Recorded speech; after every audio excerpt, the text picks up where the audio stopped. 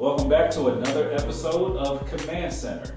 I'm your host, Said Senpai. Today we have a friend of the show. This is Nate. Say hi, Nate. Hey everyone, how are y'all doing today? All right, Nate and I are longtime Magic the Gathering Commander friends. He's really upped my game ever since I've been playing him. I honestly hate him every time we play. Rude. I'm sorry. Your decks bring that rudeness out of me. I'm glad that there's stiff competition, that's for sure. They are, but what I love about it is even though it's competitive, it's still fun. It's not overbearing, it's not turn two, I'm gonna kill you. Yeah. And we actually play the game. So that's why I wanted you on the show today, to talk about one of your favorite decks. And being that we are on Dominaria, I'm not sure how to say it. Let's just say Dominaria. Yeah, I go Dominaria. I think it's just, you can say it however you want. We're gonna talk about an old card there that you actually play to this day. A certain Captain William. Ooh, yes. Sisay. One of my longtime commanders is Captain Sisay. She's a Selesnya commander, so what she allows me to do is she taps to search for legends, and that can be any legend. So this is legendary lands, creatures, artifacts, enchantments, pretty much any kind of permanent. And with also the change of the rule, you can now search up planeswalkers. And that is insane when you can search up all of your great planeswalkers in the deck too. And being that Dominaria is the new thing, we have some new card types, some new things going on. We now have legendary sorceries and enchantments, but known as sagas. Man, she gets you anything you want. This is ridiculous. Captain Sisay. And so how I have my deck, because a lot of people play Captain Sisay in a lot of different ways. I was telling Cedric, that they make Gaddock Teague decks where they run a lot of smaller creatures, make it more of a tax-based deck. Right. This deck originally started off as an Angel tribal deck, where I was just playing big, stupid, legendary angels. Right. And you'll see, I actually have a few of them still in here today. Right. You have a story for me, like when you first got this deck? Yeah. So when I first got this deck, I was just starting to get into Commander, and this was back in 2011. And so I had all of these old cards from my cousin. Like, we used to play together, we used to collect cards, and I just kind of took whatever I could kind of get, kind of thing. And this was in one of the boxes, and I was like, I don't see any play for this in Modern. I don't see any play for this in really any format. This is before I even knew what formats were. Right. And so I was like, I'm gonna hold on to this card. And it's actually an original foil invasion. Captain Sisay. I see. And so the foil on it's really cool. You have this thing like quadruples. Yes. It was so funny because Captain Sisay to me, I had her again. It started off as a legend, like a legendary angel tribe deck, and then it eventually started working this way. And one of the big cards, and the card I really wanted to focus on, was Captain Sisay with Paradox Engine. That is one of the newer cards that came out in Kaladesh. And I remember just opening this card up in a pack and saying, holy crap, this is incredible. Yeah. And everyone knows, when you're in the standard draft, everyone's talking about the standard cards. I'm a commander player at heart. Like, that's where I see things shine. Right. And Paradox Engine was just I put it in Captain Sisay, and it took it from a 7 to a 10, just like that. Ooh, I gotta say, when I first saw Paradox Engine, I was a heathen and I did not know my ways. I saw Paradox Engine, I was like, you know what, it seems okay. I don't really know what to do with that. Just let other people handle that. And I saw the glory that is Paradox Engine. I was like, why is this card not banned? Please ban Paradox Engine. It literally is. It can be that oppressive. So what Paradox Engine lets you do is whenever you cast a spell, that is important. Whenever you cast a spell, you get to untap all your non-land permanents. And so Sisay, what she does is she taps to search for whatever you want. Exactly, your library. Yeah. Your library. And then you get to put it in your hand, and then you get to play it, and then you get to untap Sisay and do it again. Right. So basically, every turn you can go search up at least 2 things. Yeah, and that's the thing. So with Captain Sisay, you have to play it as a setup team. You have to get kind of established. And a couple things that really help you do that are obviously the lands.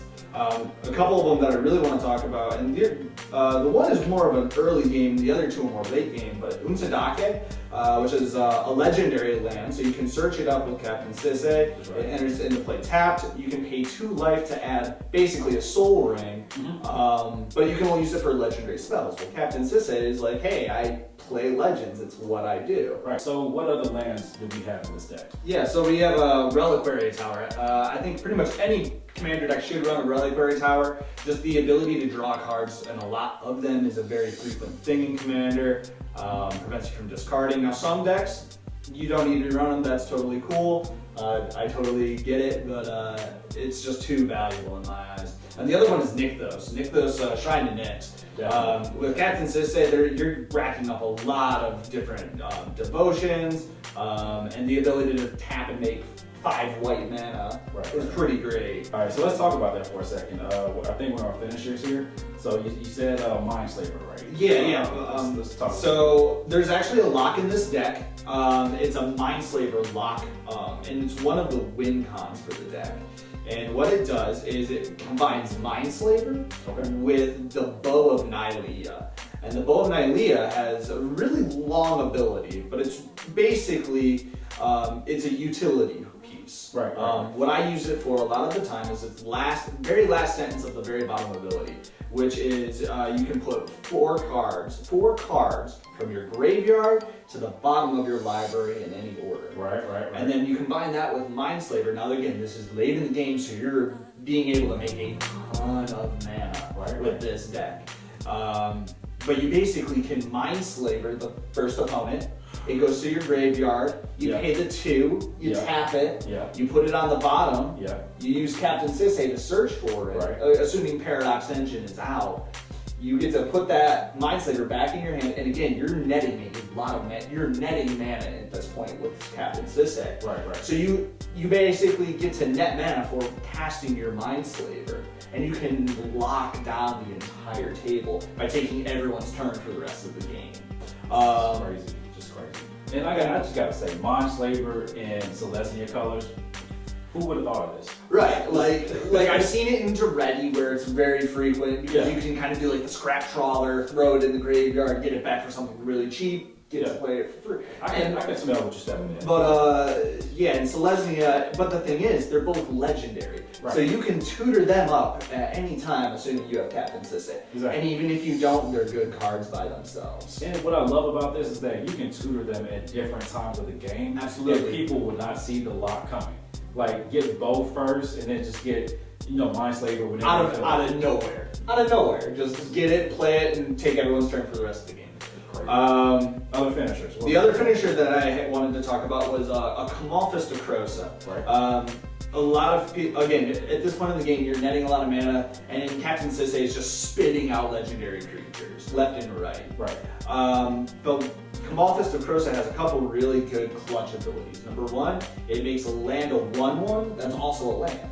So that can be really, really good to kind of hard lock the game down. Right. If you're netting enough mana, you can eventually make your nemesis. All of their lands are now 1/1s, hit them with the Wrath of God. But the other one is the bottom ability, the ability to pump multiple times without having to tap it. Yeah, so basically, it's an overrun effect for 5 mana. And again, this deck you can net more than that.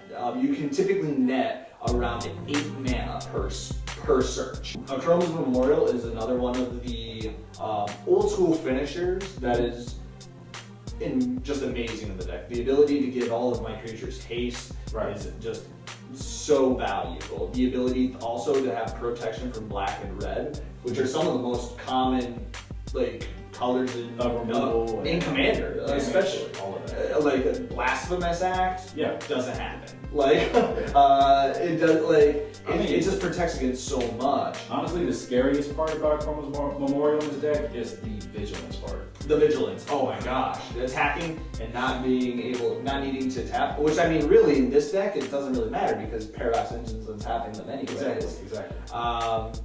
Another one that I really like, and this is actually one of the old combos that was part of the first deck, was I ran Yeva, Nature's Herald, which gives all green creatures flash, and it's a legendary, so you can tutor it up. She has flash herself, and then I play Seaborn Muse, which lets you untap all of your permanents during everyone else's turns. The first non-legendary card that I've seen in this deck. Which might be the only one.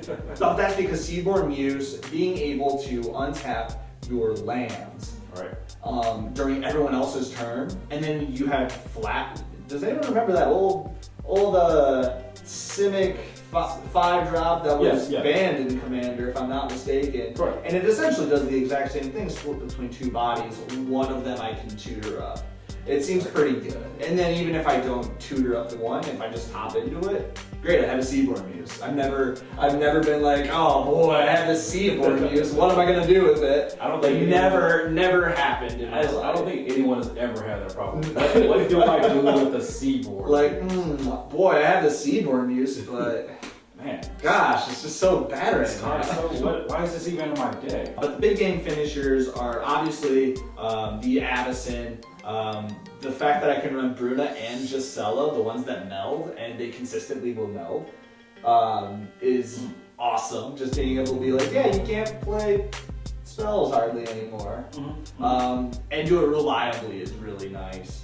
And then of course, obviously the big Eldrazi, Ulamog and Kozilek. I actually run the old Ulamog, oldie Mog as we like to say it, just because the Annihilator effect in Commander is really good. The fact that if anyone's trying to mill you out, you have a way to kind of save yourself. You gotta have it. Mill protection. You never know who's gonna run it. And then Kozilek is just incredible because again, you're playing all these different legends that have all these different costs. I mean, you have 7 drops in here, you have 6 drops, 3 drops, 5 drops, and so you can just counter people's spells, like whenever you want. Yeah, my first thought was for the draw aspect. The draw aspect is great too, but no, just the ability, like you can counter anything that anyone's trying to play to stop you from what you're doing. So far what I've heard, Captain Sisay is storming. It has a mind slaver lock. Yeah. It's a control. Basically, it's drawing cards, it's countering spells. It's destroying lands, it's like, it does, and so Captain Sisay is also known to be a toolbox commander, and that is actually what she is. Right. Toolbox commanders are the ability to go search up whatever I need to solve the problem. Right. There's always a problem on the board in Commander with, at least that's how you have to see it with Sisay. There's a problem somewhere, I need to take care of it. And that is either searching up your answer to whatever you need, drawing it into just some value for a late game, just bomb. And then again, you can just combo off and tutor for whatever you really need. Yeah. And I gotta say, and not a lot stops it either. That's the other thing is once it goes, it's really you have to have a K grip, and even then a K grip can just be brought. You can literally bring it right back with Bow and Nylia, and then do it again. Don't have a second K grip? Well, I'm gonna do it again. I'm gonna do it again. Yeah. But she's a really fun commander. I definitely would check her out. She doesn't get played a lot. I mean, there's a couple people that play her in the 99, which I've seen that before. I personally do play her as part of the 99. Which I've seen that, and she's just such a valuable creature. The ability that one ability to search up a land, or an enchantment, or an artifact, or now sorceries, and the sagas, and there's a couple in there that I thought of. I thought of the Fall of Thran, the Armageddon effect. I already run Catastrophe and Armageddon in here because again, that's one of the win cons. Is you have an Avacyn, you can tutor out your Avacyn if you have one. Protect your board, and then if you have one of them, boom, now everyone else has to try and play catch up, and you're drastically ahead. Yeah. And if they can't solve it, then you just win. You just win. And like I said, it sounds brutal. It sounds like a very bad deck to go against, but I gotta say, I love fun decks. Things that are not over oppressive, and Captain Sisay fighting against it is not oppressive. No. I wouldn't even, I like to put her, she is my most fun competitive deck. I would say she's an A-grade commander, whereas my competitive stuff would probably be more Prosh, Narset. Oh, the Narset one is pretty good too. Yeah. With Dominaria coming up, I'm pretty excited for this set. A lot of people have been asking me all the different legends that are going to be put into it. A couple of them that I'm really interested in is that Sisay Angel, the one that gives like you and all your stuff hexproof. Who thought it was a good idea to get Planeswalkers hexproof? I don't know. Right. But other than that, it's like that's going in there. The Mox Amber, which I briefly spoke about because it's a 0-mana Mox. Right. It doesn't need any more. And again, who cares that it needs to have a legendary to play it? Yeah. The deck is a legendary deck. Like, great. And then the last one again is probably going to be actually the Leia. The one that gives all your angels an anthem, and yeah. she seems really good too, because again, I am running, this used to be an angel themed deck, and I think it would slide in really nice having that lifelink effect, having a big beater, and then again, something that can give my Sigardas all of that stupid stuff. Yep. I run Linvala, so like, being able just to have all these stupid effects on all the angels. Yeah. And then Sisay can just do whatever she wants. Alright, so we're not going to give the listeners your entire deck list. Not just yet. Alright, so let us know in the comments if you want to see Nick's full deck list. We can do either just put it up, or we can do an entire deck tech with Captain Sisay and the ridiculousness that is this legendary deck. And it's only going to become more ridiculous when Dominaria comes out. So that's where we're going to end today. If you like what we're doing here, go ahead and like, subscribe. Make sure you subscribe, that's right, yeah. Right. And we like comments. We read comments all the time. So we want to have this conversation with people who love playing Magic. Really, like I said, bring that fun back and just build this community and talk about how much fun we have with these cards, these commanders. Let us know if you have a Captain Sisay deck. How does it play for you? Do you play against Captain Sisay? How badly do you want to beat the person on the other end of the table playing Captain Sisay? On a scale of 1 to 10, I would probably say 9.5. I'll tell you when the camera goes off. All right. So, like I said, like and subscribe. If you like what we're doing here, please join us back next time when we feature another commander for Command Center. Peace. Take it easy, guys.